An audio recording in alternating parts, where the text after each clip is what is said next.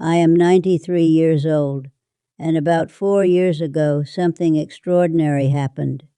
I stopped caring what people think of me, not gradually, not slowly over time.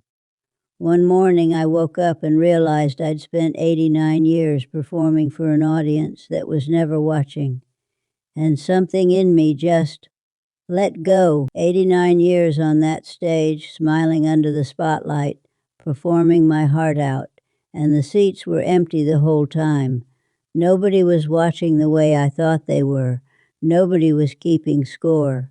It was just me, alone in the light, dancing for ghosts. And I need to tell you about it, because what I felt that morning is something you deserve to feel right now. Not at 89, not on your deathbed. Now, while you still have years and years of unclenched living ahead of you, I spent 89 years clenched. My jaw, my fists, my opinions, my whole body held tight so nobody would be made uncomfortable by the real shape of me. And when I finally opened my hands, I found out the only person I'd been holding prisoner was myself. If you spend more than 10 minutes a day worrying about what someone else thinks of you, if you've ever changed your clothes 3 times before leaving the house, if you said yes when you meant no because you couldn't stand the look on their face, if you've swallowed your opinion at a dinner table because you didn't want to be that person, this is for you, every word. 3 outfits every morning, not choosing what I wanted to wear but what would cause the least amount of comment, the least amount of attention, the least amount of me visible to the world. I dressed for invisibility and called it good taste. I was a professional people pleaser. I don't mean I was polite. I mean I built my entire identity around making sure nobody was ever uncomfortable, disappointed, or upset with me. I smiled when I was angry. I agreed when I disagreed. I laughed at jokes that weren't funny. I cooked meals I didn't want to cook for people. I didn't want to feed on evenings. I wanted to spend alone with a book. And I did it so automatically, so completely, that by the time I was 70, I didn't know where the performance ended, and I began. And it nearly cost me my life, not in a dramatic way, in the quiet way. The way that hollows you out so slowly you don't notice until you can't remember the last time you had an opinion that was actually yours. Let me tell you how it started. I was 14 years old, 1945. I wore a yellow dress to a school dance. I'd saved for it. I thought I looked beautiful. And a boy named Thomas Bell looked at me and said, loud enough for the whole gymnasium to hear, "Who told you that dress was a good idea?" I never wore yellow again, not for 47 years. A 14-year-old boy said one sentence, and it governed my wardrobe for nearly half a century. That is the power of caring what people think. One moment, one voice, and it rewrites your whole life. Beige, gray, black. That was my uniform for 47 years. Every color in that closet was chosen to say nothing, to blend in, to be the kind of woman nobody looks at twice. And there was one empty hanger where yellow used to live. Thomas Bell probably forgot about that dress by the next morning. He went on to live his life without a single thought about that sentence. But I carried it in my body for decades. That is the cruelest part. The people who shape your shame rarely remember doing it. You are the only one still in the room with their word. And it didn't stop at clothes. I chose my career because my father said teaching was respectable for a woman. I married Harold partly because my mother approved of him. I decorated my house in colors other people complimented. I raised my children according to what the neighborhood expected. I went to church not because I felt God there, but because not going would have caused talk. Every house the same, every lawn the same, every woman inside doing exactly what was expected, and the ones who weren't. We whispered about them. We pointed. We made sure every girl growing up on that street knew exactly what happened when you stepped out of line. I sat in that pew every Sunday for 60 years, hands folded, head bowed, and not once did I feel what I was supposed to feel. But I went, because not going would have raised questions I didn't have the courage to answer. Every decision filtered through the same question. What will people think? Not what do I want? Not what feels true. What will people think?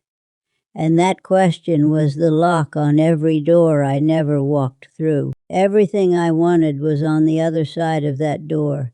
Every dream, every desire, every opinion I swallowed, but the lock wasn't put there by anyone else. I built it myself, one.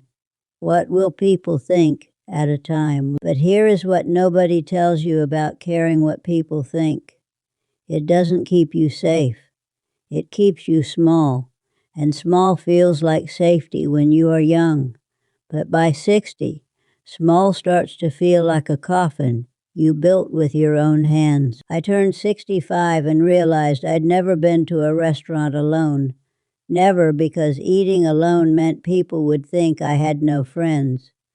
I'd never traveled without Harold, because a woman traveling alone meant something was wrong with her marriage. I'd never said, I disagree, at a dinner party, because disagreeable women don't get invited back. That table set for one. I walked past restaurants like that for 65 years and never once sat down, because a woman eating alone must be pitied. A woman eating alone must have failed at something. That is what I believed, and it was a lie. One of the biggest lies I ever swallowed. Disagreeable women don't get invited back. That sentence ran my life for decades. And do you know what I discovered when I finally became disagreeable? The people who stopped inviting me were people I didn't want to have dinner with anyway. And the ones who stayed, they stayed because they actually liked me. The real me, the loud, opinionated, difficult, wonderful me that had been locked inside a polite smile for 60 years. The table got smaller, but the conversations got bigger. The people who stayed after I stopped performing were the ones who actually wanted me there, not the version of me. And a smaller table with real people is worth more than a banquet full of strangers. Now let me tell you what happened when I stopped, because this is the part that will surprise you. I was 89. Harold had been gone for 13 years. I was at my granddaughter's wedding, beautiful ceremony, reception at a hotel, and the DJ played a song I loved when I was young, and my body wanted to dance, really dance. Not the polite sway that elderly women are permitted. Dance. That dance floor, empty waiting, and every part of me wanted to be on it. But the old Elena would have looked at those empty chairs and imagined them full of people watching, judging, whispering, look at her age. And the old Elena, the one who spent 89 years asking, what will people think, would have stayed in her chair. She would have tapped her foot under the table and smiled and said she was too tired. But something in me that night just broke free. I stood up. I walked to that dance floor, and I danced. Not well, not gracefully. My hip ached the next morning for a week, but I danced, and my granddaughter came up to me afterward with tears in her eyes and said, Grandma, that was the best part of my whole wedding. Not the vows, not the cake, an 89-year-old woman who finally stopped caring what people think. That blurry figure in the photograph, that is me, out of focus and more alive than anyone else in the frame. My granddaughter hung that picture in her living room, not the posed ones, not the cake cutting, the one of her grandmother dancing badly at 89.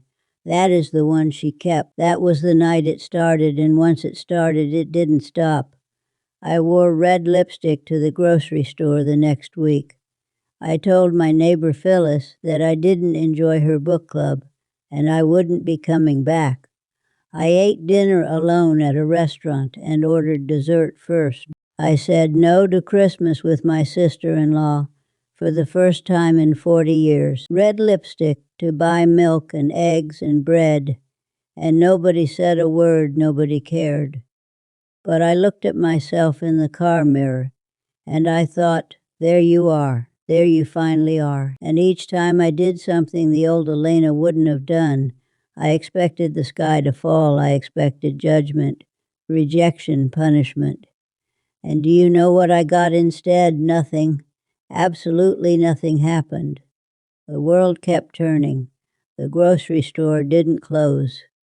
Phyllis found another member for her book club. My sister-in-law survived Christmas without me. Nobody cared. That was the revelation. Nobody cared.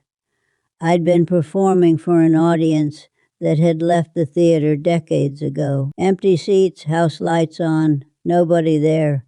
That is what I saw when I finally turned around and looked. The audience I'd been performing for my entire life had gone home decades ago. I was the only one still on stage, taking my bow for no one. 89 years of holding my stomach in, watching my words, dressing for approval, smiling through fury, dimming myself so other people's lights wouldn't feel threatened. And the moment I stopped, the only person who noticed was me, because I was the only one who'd been paying attention the whole time. So here is what I need you to hear, and I need you to hear it not with your head but with your chest. The people whose opinions you are building your life around, most of them aren't thinking about you at all. They're too busy worrying about what you think of them. The whole thing is a hall of mirrors, everyone performing for everyone else, and nobody watching. Your mother's voice in your head telling you to be modest. She was repeating her mother's voice. Your father's disappointment when you chose art instead of accounting. That was his father's disappointment recycled. The judgment you are afraid of is an echo of an echo of an echo. And it is time to stop living inside someone else's reverberation. Look at those ripples, getting weaker with every ring. That is what other people's opinions are. Strong at the center, gone by the time they reach you, and you've been living your whole life at the edge of someone else's ripple, thinking it was a tidal wave. I'll tell you what caring what people think actually cost me. It cost me a career in painting. I was good. My art teacher in 1949 told me I had real talent.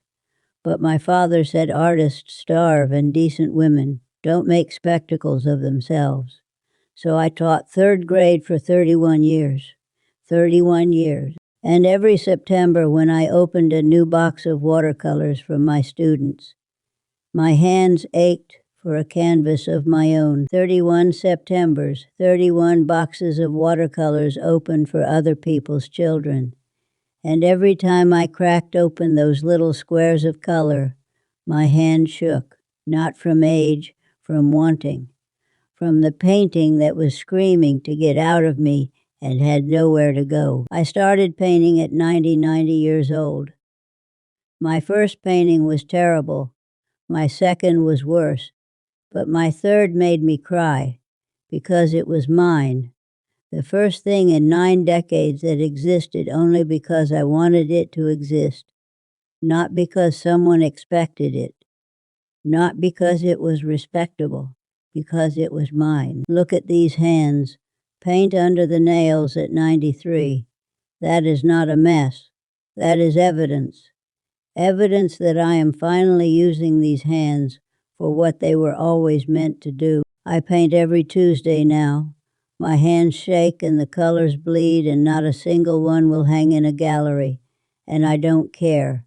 I don't care. Those 3 words are the most expensive words I've ever learned. And they cost me 89 years. So here is my list. The things I do now that I never would have done before 89. I eat what I want. I wear what I want. I say what I mean. I leave parties when I am tired. I don't explain my choices. I don't apologize for my opinions. I paint badly and I love every brushstroke. I dance at weddings. I eat alone. I travel alone. I am alone, and I am more myself than I have ever been in 93 years of breathing. Red lipstick, a paintbrush, a plane ticket for one, a receipt for dinner alone. These are my trophies, not medals or certificates. Proof that I finally lived like nobody was watching, because they weren't. And I am furious. Furious that it took 89 years. Furious at every person who taught me to shrink. Furious at myself for listening. But fury isn't the end of the story. Freedom is. And I want freedom for you, right now, today. Not at 89 today. If this sets something loose in you, share it. Send it to the woman who still changes her outfit 3 times. Send it to the man who hasn't said his real opinion in 20 years. Send it to the person who is living someone else's life and calling it duty. They need to hear what I am about to say. Tell me in the comments, what would you do tomorrow if you truly didn't care what anyone thought? I want to know. I want to read it, and I want you to do it. Write it down right now. What would you do tomorrow if nobody was watching, if nobody could judge or comment or raise an eyebrow? Write it, and then look at what you wrote, because that is the real you, the one who has been waiting behind the performance all this time. You were not put on this earth to be acceptable. You were put here to be alive. There is a difference. And it took me 93 years to learn it. Don't make my mistake. Don't wait for 89. The dress you want to wear, wear it. The thing you want to say it. The life you want to live it. Nobody's watching, and even if they are, darling, it is your stage, not theirs. I bought a yellow dress last spring, bright yellow, the color Thomas Bell stole from me 79 years ago, and I wore it to the grocery store, and to church, and to dinner, and nobody said a thing, except my granddaughter, who said, "Grandma, you look like sunshine. Now go put on something yellow."